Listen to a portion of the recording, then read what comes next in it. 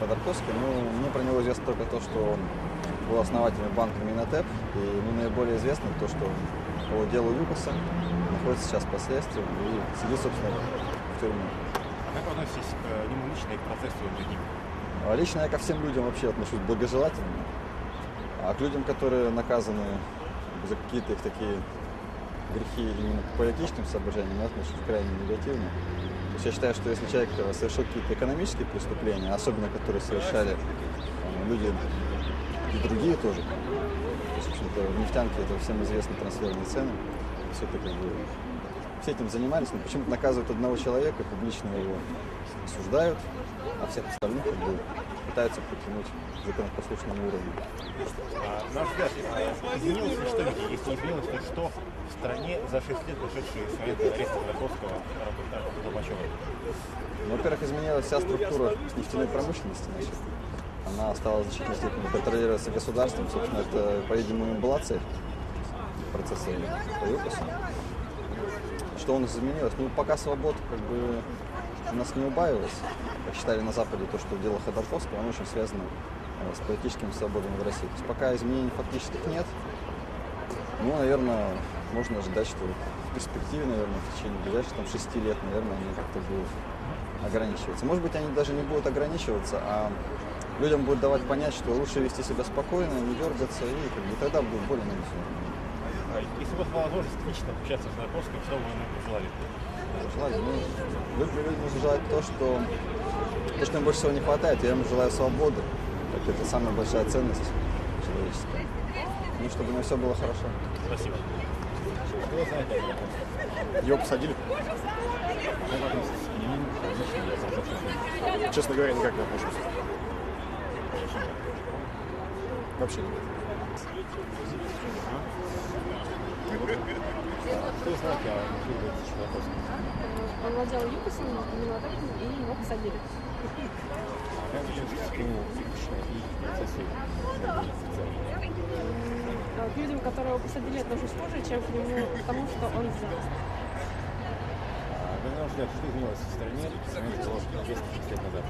Ну, он до сих пор не вышел, у нас сменился президент, и у него есть свобода. Если вы знаете, лично встретиться с Ходорковским, что бы вы ему пожелали?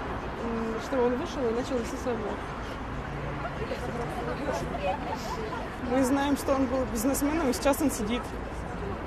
Еще? Мы знаем, что раньше его портрет висел у меня в квартире А за что он сидит? за какие-то экономические преступления. Как относитесь к нему лично и к процессу над ним в целом? Ну, я считаю, что, в общем-то, глупо его было сажать, потому что можно так всех посадить, и все.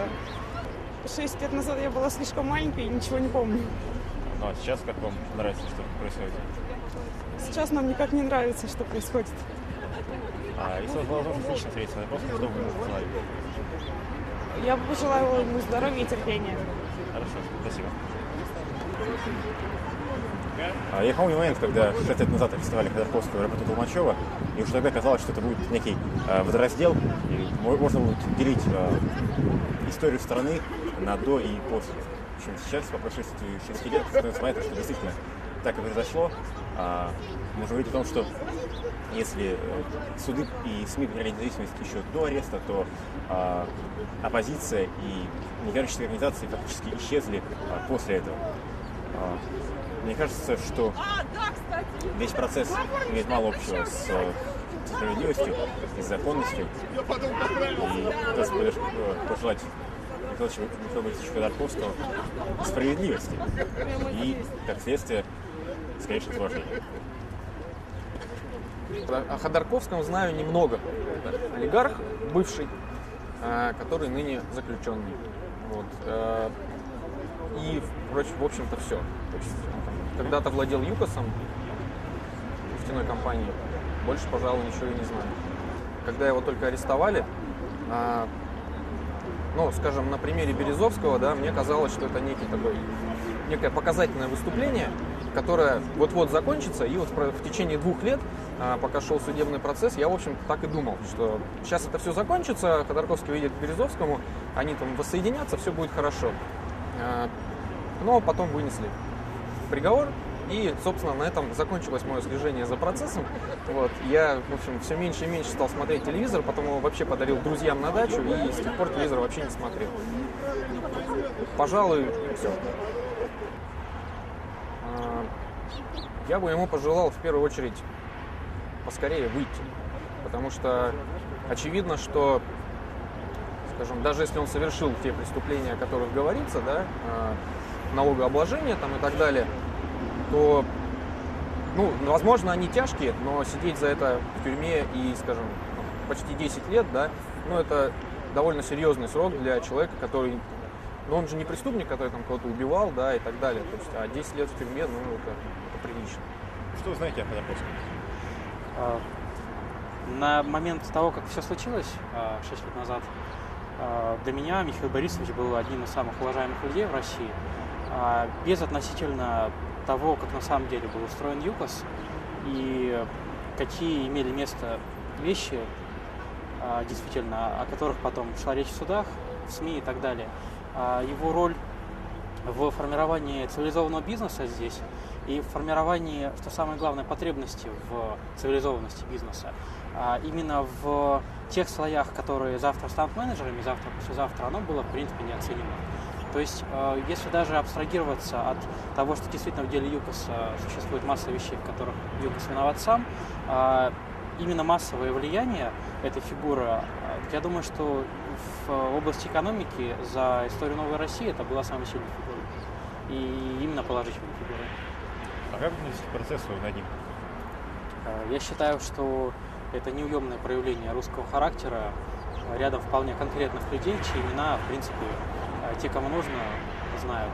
И, естественно, можно говорить о роли показательности этого процесса, но складывается ощущение, что с большим бизнесом власть могла договориться и так, потому что постоянно проходят встречи, переговоры, все контролируется взаимно. И я думаю, что показательность была, ну, здесь в данном случае рационально не оправдана каким-то какой-то дрессировкой бизнеса.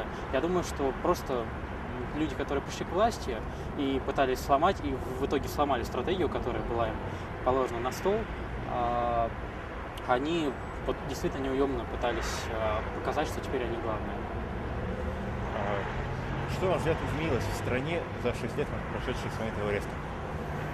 Если говорить об экономике, то я думаю, что преобразования, которые с тех пор были, их сложно оценивать рядовым людям, потому что, естественно, в основном изменения положительные, но очень сложно говорить, из-за цены на нефть это было высокой или действительно из-за грамотного управления. И потом управление, оно уже действительно не централизованное было в нашей стране. Были люди, которые действительно вменяемо повышали эффективность управления и обмена там, товарно-денежного обмена, а были люди, которые складывали это все в карман. И я думаю, что самое плохое, что произошло за 6 лет, это то, что объем денег в России стал настолько неконтролируемым, что зарабатывать честным трудом уже считается как-то неприличным. А о том, какие изменения произошли в экономике, были они положительными или нет, мы узнаем, когда Россия уже точно выйдет из кризиса или не выйдет из него. Если бы у вас была возможность лично встретиться с Ходорковским, вот что бы вы ему пожелали? Пожелали? Или сказали? Я считаю, что этот человек разбирается в истории России лучше всех нас вместе взятых, потому что первая книга, которую он заказал себе в тюрьме, был 4-томник по истории России, насколько я помню. Я думаю, что этому человеку уже пожелать ничего нельзя, потому что человек достиг всего, что мог, но не рассчитал риски на самой последней точке. До этой точки все равно ни ему, ни кому-то или еще в этой стране не дойти. Поэтому можно пожелать только здоровья, удачи, все-таки однажды выйти и те знания, которые у него были, передавать следующим поколениям. Я думаю, что на этом вполне спасибо. Спасибо.